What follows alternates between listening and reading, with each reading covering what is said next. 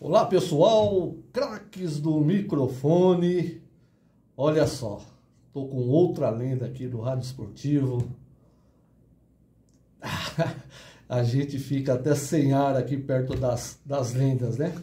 Carneiro Neto, ele vai contar toda a sua trajetória desde o início.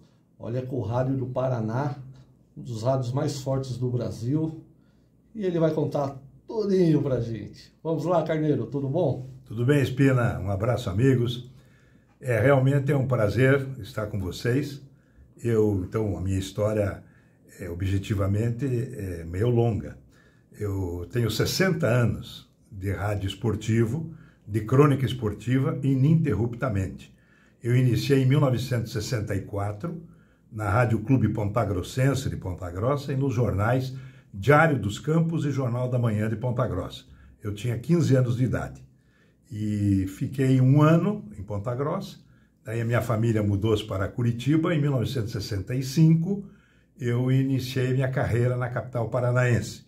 E atravessei muitas emoções, muitas alegrias e, lógico, trilhando o caminho, o objetivo meu que era ser narrador de futebol. Porque eu iniciei como plantão, fui repórter e depois eu me tornei narrador a partir de 1970 na Rádio Clube Paranaense, sob o comando do falecido Ayrton Cordeiro, uma legenda do rádio, como o Willy Gonzer, também foi uma legenda do rádio paranaense, ele que é curitibano, o falecido Willy, que foi também um grande locutor da Rádio Gaúcha de Porto Alegre e da Itatiaia de Belo Horizonte. Então a minha escola de narração é muito boa, modéstia à parte. E nós nos inspirávamos no grande Pedro Luiz, da Rádio Bandeirantes de São Paulo, nas Copas em que não havia televisão. O bicampeonato do Brasil no Mundial da Suécia, em 1958, e no Chile, em 1962. Depois, felizmente, me tornei amigo da maioria dos grandes locutores, comentaristas, repórteres, pela convivência em jogos, né, em excursões da seleção brasileira, mundiais, amistosos, enfim, o contato que a gente teve, eu tive o orgulho de conviver com essa gente toda. E realmente foi muito gratificante tudo que nós fizemos e conseguimos realizar. Eu mantive equipe de rádio, transmitindo jogos sob o meu comando durante 35 anos, de 1970 a 2005, como narrador. Depois eu me tornei comentarista, onde eu estou até hoje, como comentarista da Rádio CBN, e escrevo no jornal Gazeta do Povo de Curitiba há 40 anos. Hoje é apenas o site da Gazeta e do jornal Tribuna do Paraná. E na televisão eu tive incursões também, diversas vezes, em várias redes de televisão, inicialmente na Tupi, né, na rede Tupi, no tempo do Assis Chateaubriand, quando eu iniciei, em 1967, a minha participação na televisão, e na TV Paraná, Canal 6 de Curitiba. Depois eu trabalhei na TV Iguaçu, Canal 4 de Curitiba, e também depois na rede CNT, do Grupo Martinez.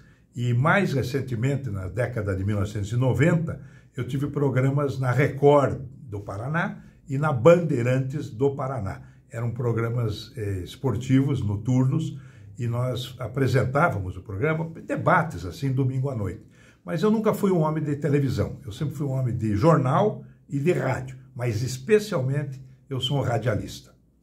Apaixonado pelo rádio. E você lançou livro também, Carneiro? Eu escrevi 8 livros. Eu tenho a minha biblioteca particular, vamos dizer assim, e realmente eu tive que transformar em livros as histórias que nós vivíamos. O primeiro foi Jogo Limpo, é uma seleção de crônicas dos 5 primeiros anos dos meus artigos na Gazeta do Povo.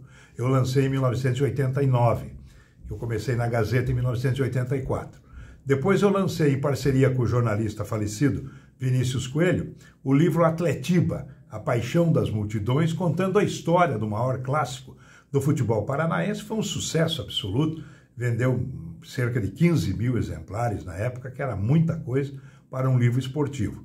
Depois eu fui convidado pelo Paraná Clube, logo após a fusão, o sucesso inicial do Paraná Clube, escrevi o livro da história do Paraná Clube, ou seja, a história dos 8 clubes que existiram antes de surgir o Paraná Clube, que foi fruto de uma fusão entre o Colorado e o Pinheiros.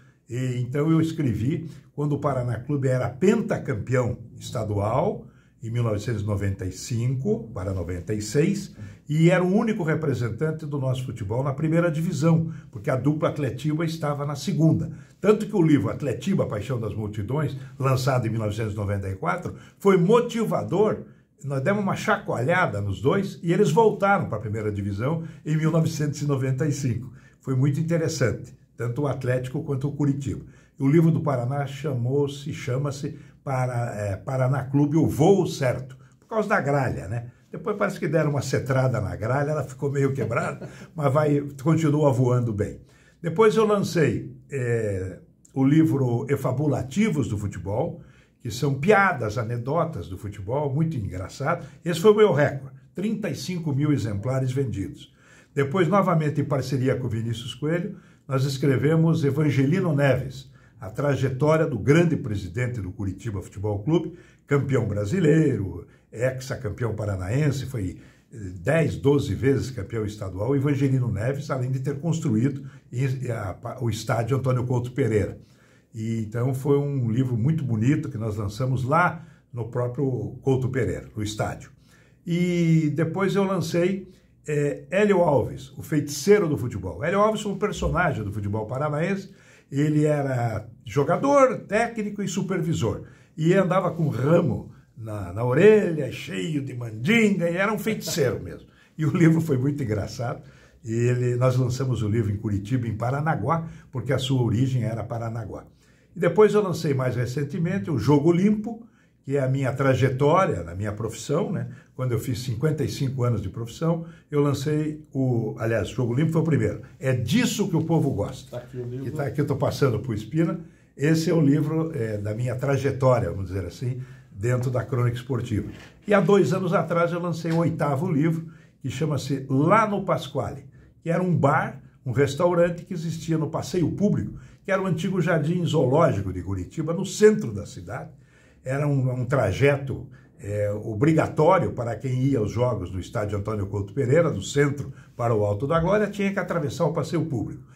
Fica próximo da Universidade Federal do Paraná e da Casa do Estudante Universitário. Tinha pedalinhos, barcos, e todos os amigos se reuniam lá.